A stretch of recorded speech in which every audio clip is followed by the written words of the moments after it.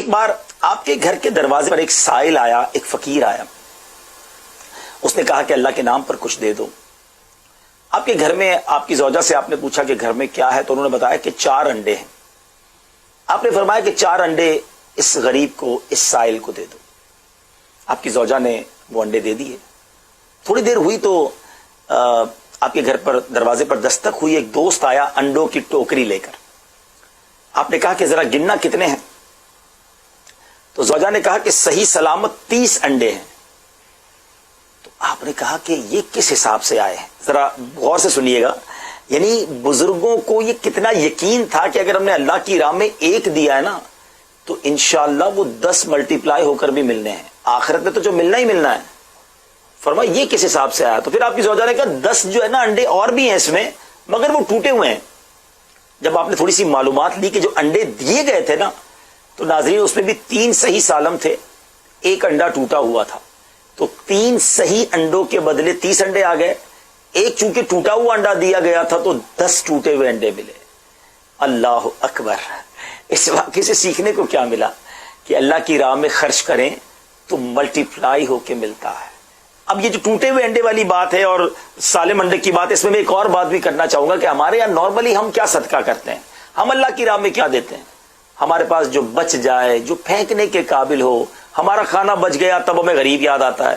ہمارے جوتے پھٹنے لگے تو آپ کہتے ہیں یار آپ کسی غریب کو دے دیتے ہیں. یعنی ہمیں اللہ کی راہ میں جب بھی دینے کا ذہن بنتا ہے نا، اسی چیز کا بنتا ہے نارملی جو ہمارے کام کی نہیں، پھینکنے والی ہوتی ہے. غور کیجئے، دے کس کی راہ میں رہے.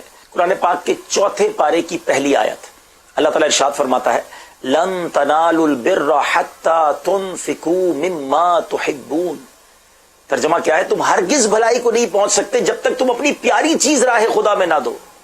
ذرا غور کیجئے نا، ہم اپنی پیاری چیز راہ خدا میں دیتے ہیں یا جو چیز ہمیں اچھی نہیں لگتی وہ راہ خدا میں دیتے ہیں. دیکھیں اللہ کی بارگاہ میں ہمارے پیسے نہیں پہنچتے. اللہ کی بارگاہ میں ہم کسی غریب کی مدد کرتے ہیں، بیسیکلی وہ نیت پہنچتی ہے کہ بندے کو رب سے محبت ہے یا دنیا سے محبت ہے. پلیز ایسا نہ کریں. صدقہ دینے کی باری آئے بہترین صدقہ کریں. جو خود کھاتے ہیں وہ غریبوں کو کھلائیں، جو خود پہنتے ہیں وہ غریبوں کو دیں. یہ واقعی اس وقت ہے اور امت کی خیر خواہی کا، غریب اسلامی بھائیوں کی مدد کرنے کا.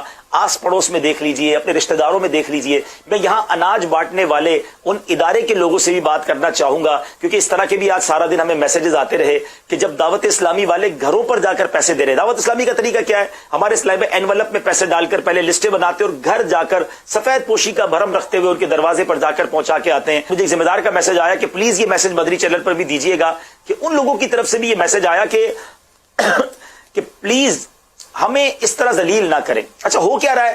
وہ کہتے ہیں لائن لگا کر اناج لینے کے جانے کی ہماری ہمت نہیں ہو رہی تھی، مگر اللہ سلامت رکھے دعوت اسلامی والوں کو کہ ہمارے دروازے پر آ کر ہمیں لفافے میں بند کر کے ہماری جو ہے وہ مدد کر کے گئے. تو واقعی مدد کیجئے، لیکن ان کا بھرم بھی رکھیے، ان کی عزت بھی برقرار رکھیے. مشکل وقت ہے، یقین کریں وہ لوگ آج تکلیف میں ہیں جنہوں نے کبھی زندگی میں پیسے مانگے نہیں تھے، کبھی زندگی میں کسی سے مدد لی نہیں تھی. وہ لوگ تھے جو لوگوں کی مدد کرتے تھے، مگر وقت نے اس کٹھن وقت میں یہ مشکل آ پڑی ہے ان پر. تو ہمارا کام ان کی مدد کرنا بھی ہے، ان کی عزتیں بھی برقرار رکھنا ہے. تو امید کرتا ہوں اس میسج کو عام کریں گے. اور جو دعوت اسلامی کا طریقہ کار ہے ماشاءاللہ، دنیا بھر کے ناظرین سے گزارش کروں گا کہ آگے بڑھ کر دعوت اسلامی کی ہیلپ کریں تاکہ لاکھوں مسلمان پاکستان میں، لاکھوں کروڑوں تکلیف میں ان تک بھی پہنچایا جائے. نہ صرف پاکستان میں، ملک اور بیرون ملک بھی ہم یہ کام کر رہے ہیں. تو بیرون ملک کے بھی عاشقان رسول ہماری مدد کریں.